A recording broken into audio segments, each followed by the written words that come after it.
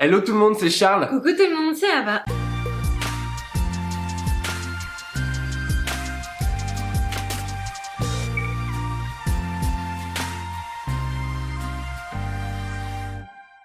On espère que vous allez merveilleusement bien aujourd'hui une fois de plus. Nous ça va, même si c'est vrai que cette période de la galette est en train un petit peu de se terminer. On est un petit peu triste parce qu'on adore ça. Mais on a trouvé une alternative parce que c'est vrai que déjà tout le monde n'aime pas forcément la galette des rois. Il y a la pâte feuilletée qu'il faut aimer, il y a la frangipane. C'est vrai, moi j'étais pas un fan de frangipane de base. C'est pas donné à tout le monde de pouvoir aimer la galette des rois. J'étais pas un frangifan. Mais il y a une alternative à la galette qui est la brioche des rois. Alors cette brioche, moi ça me faisait rêver quand j'étais petit parce qu'à chaque fois j'aimais pas la galette. Heureusement il y avait cette brioche des rois. Ou couronne des rois, je crois qu'on peut Ouais, dire je crois aussi. qu'on peut dire les deux et ça existe pas dans toutes les régions. Je crois qu'en Bretagne c'est que la galette. Enfin, il y a un petit peu des débats. Si en tout cas vous n'êtes pas forcément fan ou vous connaissez quelqu'un dans votre famille qui n'est pas fan, c'est cette vidéo qu'il faut regarder. On va vous apprendre exactement comment réaliser la brioche des rois infiniment noisette de Pierre Hermé. Et oui, on n'a pas choisi Non. n'importe quelle brioche des rois. On l'a vu passer dans des livres, sur Instagram et on s'est dit c'est celle-là qu'il nous faut. Tout simplement parce que c'est une pâte à brioche. Tenez-vous bien parce qu'il y a des choses quand même, ça va être très Il y a du très taf. bon. Un praliné noisette, une crème à la noisette, des noisettes torréfiées et des noisettes caramélisées. Hyper gourmand, le truc ça va être généreux.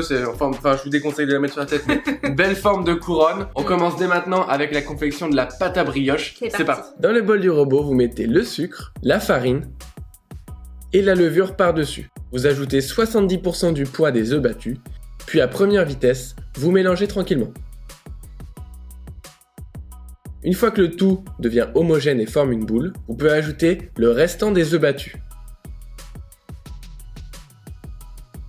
Vous allez voir, ça va prendre un petit peu de temps à s'homogénéiser, mais vous allez réussir à avoir ce résultat. À ce moment-là, vous pouvez ajouter le beurre légèrement pommade et la fleur de sel, et vous allez mélanger à vitesse 2 pendant une dizaine de minutes jusqu'à avoir bien travaillé le gluten. On récupère cette pâte qu'on dépose dans un grand saladier, on dépose un torchon humide par-dessus et on la laisse pousser 1h30 à température ambiante. Puis, vous la découvrez et vous la dégazez à l'aide de vos poings. Et on va la remettre à pousser cette fois-ci pendant toute une nuit au réfrigérateur. Le lendemain, on la dégaze, cette fois-ci elle est un petit peu plus froide. On en récupère 400 grammes, on en fait une jolie boule qu'on aplatit très légèrement et on va venir placer son pouce au milieu pour créer comme un donut. Et petit à petit, on va agrandir ce donut, soit en la faisant tourner, soit en l'attrapant avec vos deux mains et en tirant dessus. Essayez de faire le donut le plus homogène possible. Le reste de la pâte, vous pourrez l'ébouler en petites boules de brioche. Puis vous laissez pousser cet anneau de brioche pendant 1h30 à température ambiante.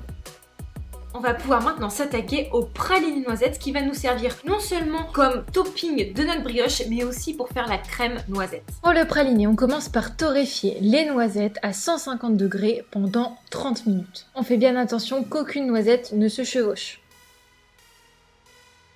Ensuite, on va pouvoir faire un sirop à base d'eau et de sucre. Une fois que le sirop atteint 121 degrés, on peut ajouter les noisettes totalement dans la buée et bien les mélanger. C'est la technique du sablage où tout le sirop va venir englober les noisettes. On ajoute la poudre de vanille. Là, on arrive au moment où il y a le sable qui se crée autour des noisettes. C'est normal qu'il y ait cet aspect-là, ne vous inquiétez pas. Et petit à petit, le sucre va caraméliser. Utilisez surtout un feu moyen pour que ça ne brûle pas. Et les noisettes vont être bien enrobées homogénéquement de notre sirop caramélisé. On peut ensuite les laisser refroidir sur une feuille en silicone. Et une fois que le tout est bien froid, on met la totalité dans notre robot coupe et on vient mixer, mais attention, pas trop finement. On veut garder quelques aspérités.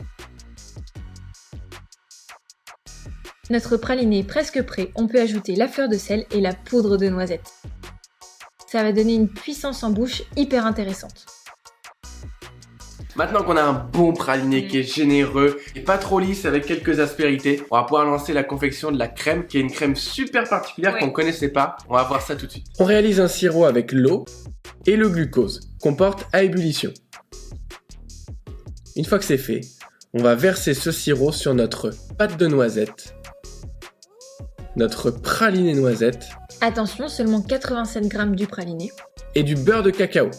Vous versez ce sirop en 2 ou 3 fois, ici on le fait en 3 fois, et à chaque fois, vous faites une émulsion à la maryse en faisant des petits cercles au centre du cul de poule. Vous voyez que tout le beurre de cacao n'est pas encore fondu. La deuxième émulsion devrait tout faire fondre. Et après la troisième émulsion, on a une jolie crème à la noisette. On peut mixer cette crème pour l'homogénéiser au mixeur plongeant. Puis on va la filmer au contact et la réserver au réfrigérateur pendant minimum 4 heures.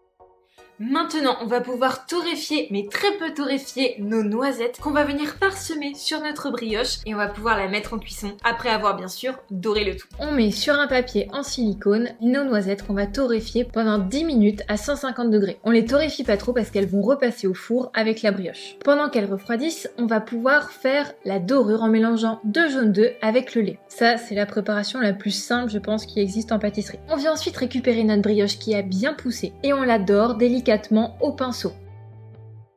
Surtout, on en met bien partout, on n'oublie pas l'intérieur de l'anneau ni l'extérieur sur la base de la brioche. Et on vient ensuite faire un épi sur toute la surface de la brioche à l'aide de nos ciseaux. C'est dans ces rainures qu'on va pouvoir insérer le praliné après cuisson. On dépose ensuite nos noisettes concassées qui ont été torréfiées préalablement et on enfourne pendant 23 minutes à 180 degrés. Voilà, maintenant il ne nous reste plus que la finition à faire, des petites noisettes caramélisées, pochées sur le dessus, ça va être monstrueux. Et fourrer la brioche. Fourrer la brioche, bien sûr. On réalise une fois de plus un sirop avec l'eau et le sucre, on porte le tout à ébullition, et on va utiliser ce sirop encore chaud sur notre brioche, tout juste sortant du four. Vous l'appliquez, pas trop généreusement, le but c'est juste de faire briller la brioche sans ajouter trop de sucre. Vous voyez, elle est immédiatement beaucoup plus brillante. Et dans une casserole, vous allez mettre les noisettes avec le sucre, et sur feu moyen, vous allez tranquillement les faire caraméliser. Une fois que c'est le cas, ces noisettes, vous allez pouvoir les réserver et une fois froides, les concasser pour terminer la décoration. On les laisse donc sur une feuille en silicone ou un papier sulfurisé, et on va retourner notre brioche. On vient faire 7 trous à l'aide d'un couteau, dans lesquels on va venir insérer notre crème à la noisette. On y va bien généreusement parce qu'on veut qu'il y ait de la crème absolument partout. Et on fait ça surtout dans tous les trous. Puis à l'aide d'une poche sans douille, on va suivre les rainures de la brioche et mettre du praliné bien généreusement. Regardez ça comme ça donne envie.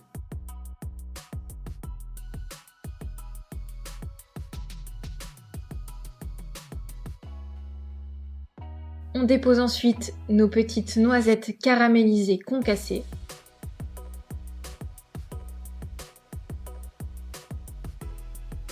Et c'est prêt!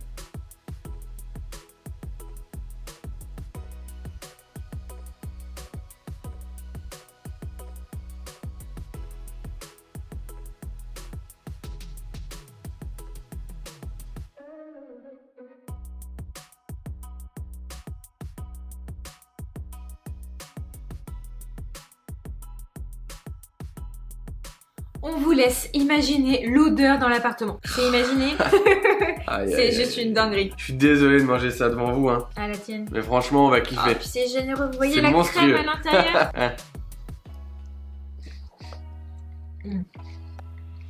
C'est juste une tuerie.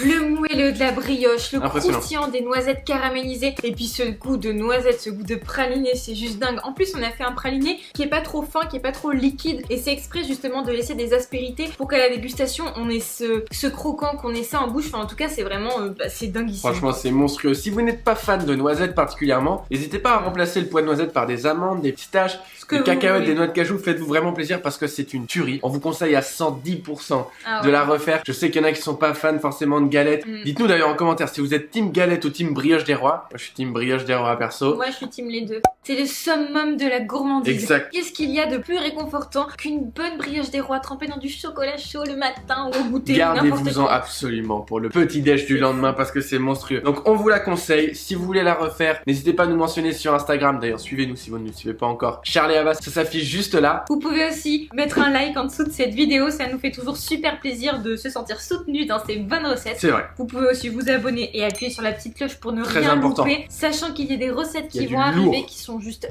dinguissimes. Et si vous voulez aller encore plus loin dans l'apprentissage de la pâte à brioche, on a un atelier virtuel sur les pâtes. On tient une vidéo sur les pâtes à brioche. On est vraiment allé en profondeur. Elle est assez longue cette vidéo, mais on apprend vraiment tout ce qu'il faut savoir pour avoir la meilleure brioche possible. Et honnêtement, on le ressent aujourd'hui. aujourd'hui. Si à la maison vous avez des brioches qui poussent pas, qui sont un peu plates, qui ont une mie pas assez moelleuse, voilà, tous les petits problèmes qu'on peut rencontrer, ça ne vous arrivera plus avec les ateliers virtuels, donc on vous met le lien juste en dessous. Ah oui, et si vous vous demandez pourquoi j'ai 2 pansements sur les doigts, c'est rien, ne vous inquiétez pas, je vais bien, je me suis juste découpée avec la mandoline quand même, mais maintenant tout va bien. Vu les 2 morceaux de steak que j'ai retrouvés dans le saladier, c'était pas si rien, mais elle va bien. Voilà, on vous laisse sur ces belles images, merci beaucoup d'avoir regardé jusqu'à la fin de cette vidéo, on vous embrasse. D'ailleurs, si vous voulez aussi reprendre l'épiphanie, on a 2 recettes de galettes qui sont vraiment délicieuses. Que vous avez adoré. Allez farfouiller juste sur notre YouTube, c'est les 2 dernières vidéos, vous allez trop adorer. D'ailleurs, la prochaine c'est le gâteau des abonnés, on lâche ça comme ça, au revoir, à bientôt.